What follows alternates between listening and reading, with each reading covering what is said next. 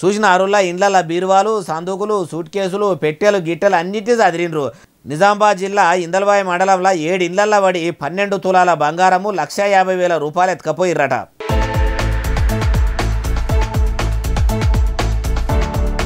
మరి ఆ ఇండ్లలో ఉన్నోళ్ళు ఇండ్లకు తాళాలేసి ఏదైనా దావత్కో పెళ్లి పేరంటాలకో పోయిర్రా అంటే కాదు వాళ్ళు ఏడికి పోలేదు. ఎండాకాలం కదా ఇంట్లో వండుకుంటే ఉబ్బర పోస్తుందని డాబా మీదికి ఎక్కి చల్లగా గాలికి కురుకు తీస్తుంటే సందు వాళ్ళు చల్లడి గాలికి నిద్రలకు జారుకూరు. వాళ్ళు ఏం లేచేటట్టు ఉండ్రు అని ఆయనతో దొంగలు ఇండ్ల పడి ఉన్న కాడికి సదురుకపోయిర్రట.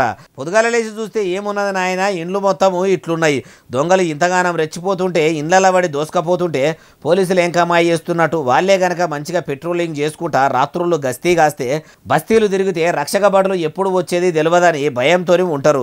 పోలీసులు వాళ్ళ డ్యూటీలు వాళ్ళు చక్కగా ఏకనే ఇట్లా దొంగలు ఇండ్ల పడే కాడికి వస్తున్నది. ఇప్పటికైనా రక్షక భటులు హుషారయ్యి ఊర్లలో పెట్రోలింగ్ మంచిగా చేస్తేనే చోరీలు అరికట్టొచ్చు, నేరాలు కూడా తక్కువైతాయి అంటుర్రు ఈ ముచ్చటిన్నోళ్ళు.